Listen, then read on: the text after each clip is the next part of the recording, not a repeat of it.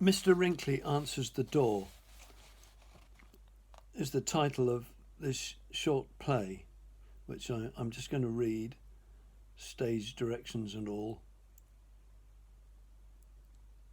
Mr Rinkleigh, in his early 70s, opens his front door.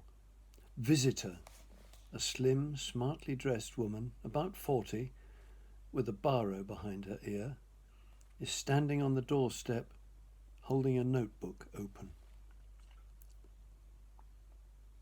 Hello. Ah, not today, thank you. Hello, Mr Rinkleigh. Ah, so you know my name. Yours is next on my list, sir. Wait, haven't I seen you somewhere before? Well, a lot of people see me in passing, as it were, sir. Your face seems vaguely familiar. We haven't met, have we? Not exactly, sir. There are billions of you and only one of me. There just isn't time to visit everybody more than once.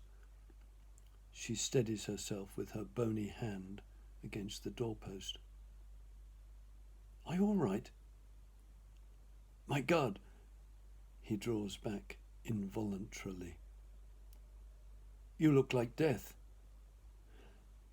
I am death, sir. And I'm well enough, thank you, just a little tired. Mr Rinkleigh is speechless. Then a sudden thought grips him. But what do I do for a living? I kill, sir, Mr Rinkleigh gasps. Please don't alarm yourself. Mr Rinkleigh retreats a few steps into his house. And don't bother to telephone, sir. The police can't help you. I'm not a criminal. Now it's Mr Rinkleigh's turn to steady himself against the wall. But you are death, and you kill?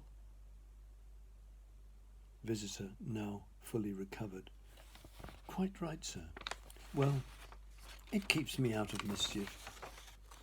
I'm busier than ever these days, and it's quite fulfilling as jobs go. Imagine, sir, if it weren't for me, no victim would ever die.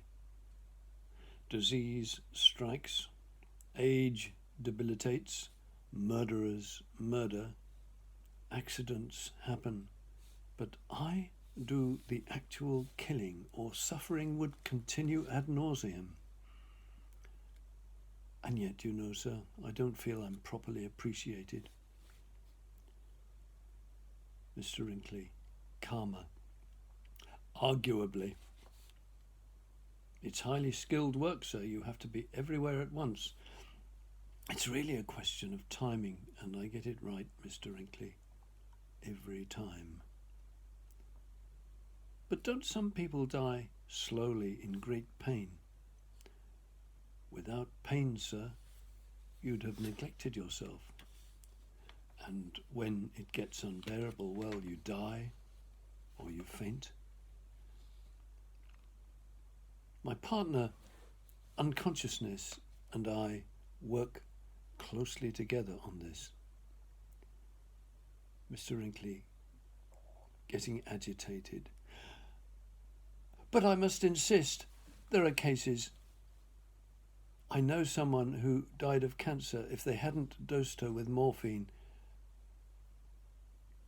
And there's senile dementia and the fear of it. And you let all this happen. People die when their time is up. What do you expect from us, sir? Humanity? Just consider how human beings treat each other. Generally, you are what you call humane, but sometimes, well, we see what goes on. Nothing escapes us. And taking her baro and making a mark in her notebook, I assure you, sir, you get a better deal from us. I see it's no use arguing with you, but why have I come to see you today? In a warmly maternal tone. My dear Mr. Rinkleigh, gently touching his arm. So, you weren't expecting me, eh?